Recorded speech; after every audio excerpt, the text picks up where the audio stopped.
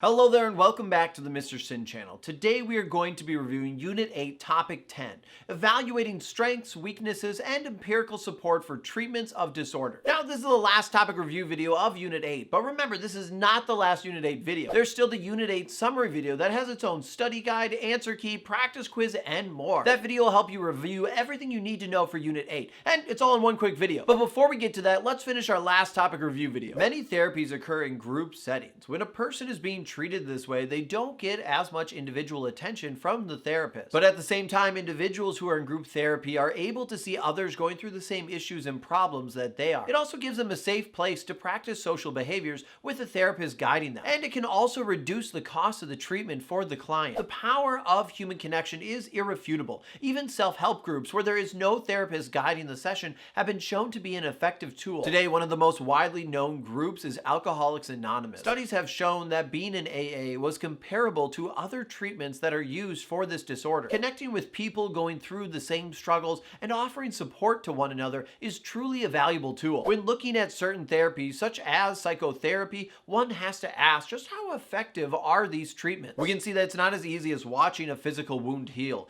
Most of these issues are intangible, so one way of figuring out just how much a person is improving is by asking the client, are they happy with their treatment and do they feel like their symptoms are improving? By using a client's testimony to better understand how effective a treatment is, it can give us insight into the effectiveness of the treatment. But it also gives us reasons to be skeptical. One reason is the power of the placebo effect, which we've talked about on this channel before. If an individual thinks that the treatment will help them and work out, they may not even consider other treatments that might be more effective. Next, because a client usually enters therapy at a critically low point in their lives with the normal ups and downs of life, it makes sense that after a certain time period, they would start to be better off than that low point in which they started. Another point is that when a person decides to enter therapy, they are generally going to want to speak well of their therapist, and they also might want to believe that what they're doing isn't a waste of their time. Now, another way in which we could try to show the effectiveness of psychotherapy is by looking at the clinician's perception. However, most of the time, a person leaves a therapist expressing thankfulness and gratitude,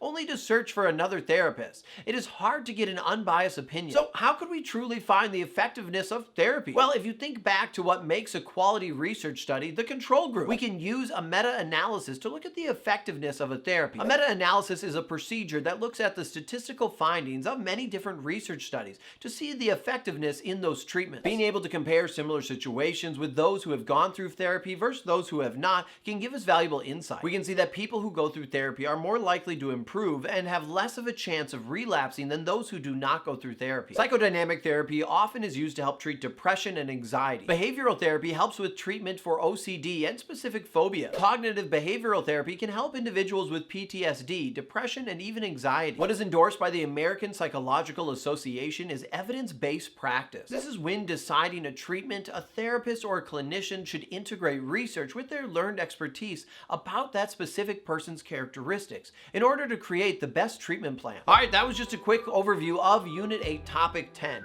Now comes the time to review what we've learned. Answer the questions on the screen and check your answers in the comment section down below. Also too, if you found value in this video, consider subscribing and supporting the channel. And of course, don't forget to go check out my ultimate review packet where you can find the Unit 8 summary video. That'll cover everything you need to know about Unit 8 in one video. Plus there's answer keys in there, study guides, practice quizzes, and much more. As always, thank you so much for watching the video. I'm Mr. Sinn, and I'll see you next time online.